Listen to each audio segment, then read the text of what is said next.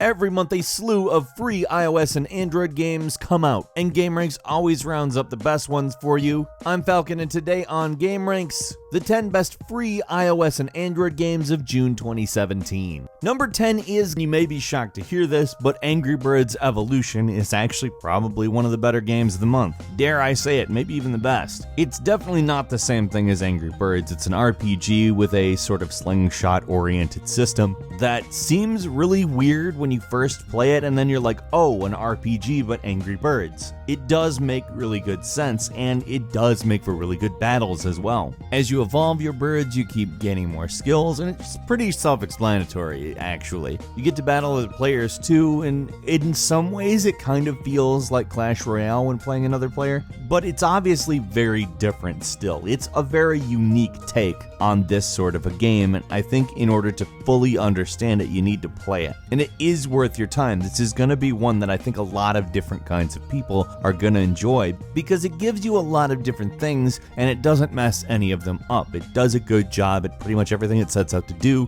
and setting out to merge Angry Birds with several different types of games and make something that's coherent is not an easy thing to do. Number 9 is Touchdowners, which I can best describe to you as stupid football, and while that may sound bad, it's not. Oh my god, this game is so fun. The controls are very simple. You just press which direction you want your football players to flop in, and you compete in sort of an organized chaos to get into the end zone and touch the football down on the ground. If you manage to do that with the ball in your hand, you win. And like I said, it looks ridiculous, because it is ridiculous. But if you want to talk about games as means of having fun, you do not get a more instantaneous good experience than this type of a game. I'm guessing it had to have been a mistake too, because it doesn't seem like something you just come up with. Seriously, it's so much fun. Play it. Number 8 is Laser Kitty Pow Pow, which is kind of like one of those arcade shooting games where you have enemies coming at you from all directions, except much weirder. I mean, this is basically like an arcade game that could have existed a long time ago if arcade machines had a little bit more power. It's one of those games where it kind of missed its era. This would have been more at home in the 80s when arcade machines couldn't handle anything like this. Luckily, people are being open to these type of experiences again because this is fun as hell. It's, again, very stupid. Maybe not as stupid as Touchdowners, but still pretty stupid. But I'm saying that in the most fond possible of ways. This is a chaotic, fast-paced game that really rewards you for continuing to make it further and further, boosting your weapons, giving you huge, ridiculous lasers, and actually allowing you to craft cats. Yes, crafting the cats. Like I said, it's dumb, but it's the good kind of dumb. Number 7 is Mordheim Warband Skirmish, which is an adaptation of the Mordheim tabletop game. It's basically a turn-based strategy game played in a multiplayer arena. It's a game with permadeath and permanent injury as well, and you need to keep that in mind because a lot of mobile games don't do this kind of thing. It is much more in the area of a hardcore game where you can put in a lot of work and lose everything. I would say for somebody accustomed to the more arcade nature of a mobile game, this is probably going to be a little bit jolting, but it is one of those games that is definitely worth it to give a shot, because if you do get into it, this is something that has a lot of depth that you can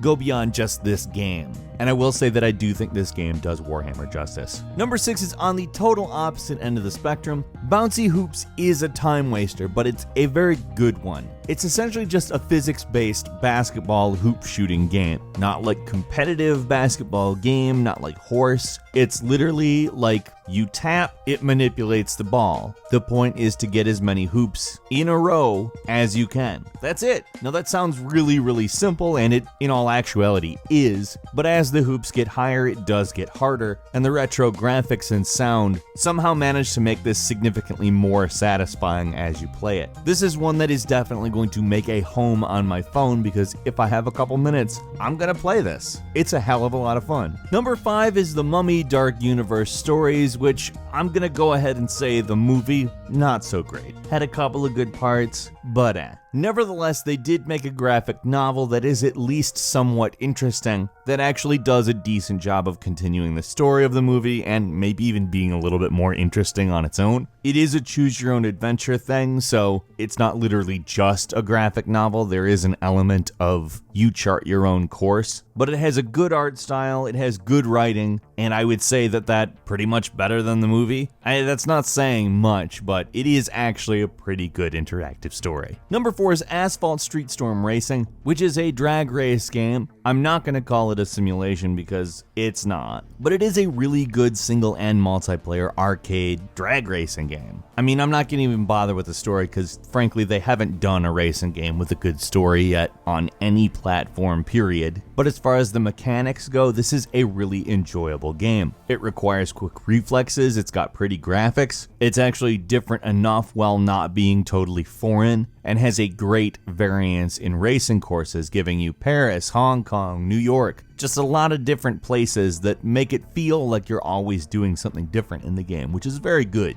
Between the multiplayer, the single player, the upgrades and customizations, if you're looking for a new racer to try, this is probably the one you should try. I mean, again, unless you're looking for a simulation, which it's not. However, on the arcade ends of things, this is definitely the best semi-realistic racing game this month. Number 3 is SUP Multiplayer Racing, which is great. However, it is not just a true-to-life racing game. This is somewhat of a platformer as well as a racing game, and also revolves quite a bit around battling as opposed to just racing. Now, SUP Racing also has a track editor, which is great. This is actually a really fun game. It's not the same kind of stupid fun with some of the other games that I talked about on this list, but although it's not really anything like Mario Kart, I found myself liking it in the same way I like Mario Kart. Just kind of that, hey, this is a fun game. I don't really care what's real and what's not in it. It's that type of a game, and it really works. And it helps that it looks pretty cool too. Number 2 is Pixel Worlds, which is very much a descendant of Minecraft and platforming combined. Except they do actually bring you some interesting stuff. It's not just building and finding resources, there's actually an economy where people farm resources or mine resources and sell them. There's also competitive platforming races and a massive amount of customization of your character so that you know it's you. Now this is a pretty expansive game in all honesty. There's a lot to do in it, and there's quite a few people playing it, so you're never really alone. It's definitely a good shot. If you're looking for something like this on your phone this month, this is where to go. I have a feeling it'll be around a while too because it does have